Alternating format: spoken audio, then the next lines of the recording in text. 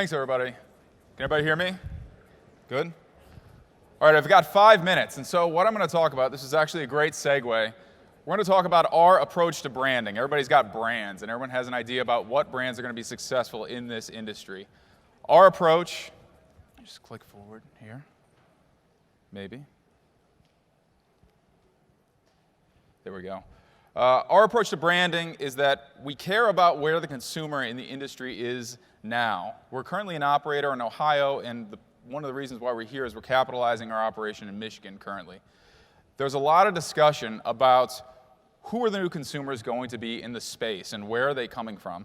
I've heard a lot of different folks, executives in this industry, say, we really don't care about the stoners. What we want, or we want the soccer moms. We want the grandfathers and the grandmothers who are coming into the industry for the first time. And I disagree. I kind of have to laugh at that because no other industry is like that, where from a branding standpoint, you don't go to where the consumer is now.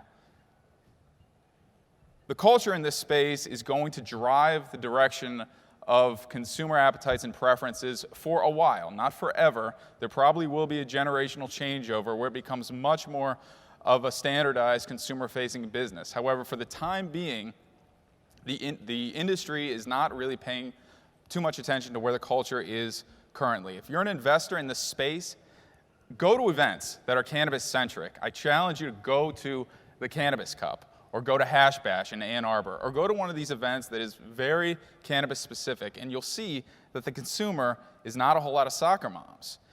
We're going to go in that direction, no question. But what we're trying to do right now is insert ourselves from a branding standpoint into that place in between where the consumer is and where we think they're going. There's a lot of very bright and sort of Apple-like, everyone uses the Apple Store as the example, of retail spaces that are coming online right now, and they're not very well differentiated, we don't think, and they don't address the sort of preferences and the brand identities that are important for the consumer as they live in the space currently. And so what we're seeing is that this is driven by culture. There's a culture of 80 years in this space that exists because the counterculture has been where the cannabis industry has been, obviously black market, unregulated, for a long, long time.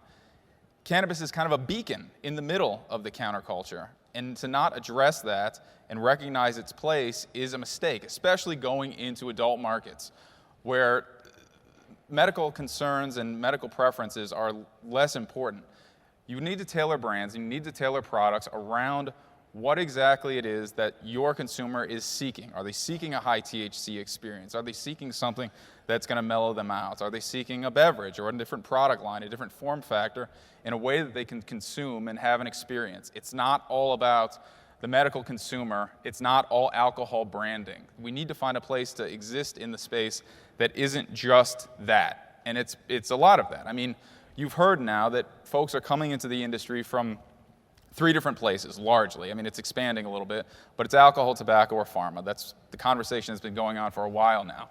And that ignores everything else that has happened in the underground and unregulated industry for a long time. So what we're doing is slightly different. I'm not putting this up there because we think our brands are so great. We're doing this because we're trying to occupy that space in between where the consumer is now and where we think the consumer is ultimately going. And it's not going to be the same Apple Store approach. It's not going to be the same Starbucks approach. There's going to be varied ways to approach this market. And so what we ultimately are trying to accomplish in Michigan, which is, again, kind of the main thing that we're talking about right now, is to address a very aggressive adult use market. When we talk about adoption rates, markets where how much of the adult population is consumer, in a medical market, that number is usually somewhere between 2 and 3% of the adult population.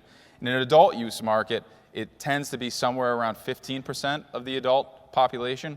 In Michigan, depending on what survey you look at, I've seen surveys that say if you ask adults, have you used cannabis in the last 12 months, 50% have said yes. That's a massive, massive number. This is a very sophisticated consumer base that has a long history of understanding what the trials and tribulations have been with getting through decriminalization, getting through medical, and now finally having an adult use program in that state. And so, again, what we're doing is trying to create brands and trying to engage in an approach that is going to differentiate ourselves from what everybody else is doing in that market. My time is up. Again, my name is Geoff Korff. I'm with Galenas. If you'd like to talk more, we're going to be around for the next 2 days. So thank you very much for your time. I appreciate it.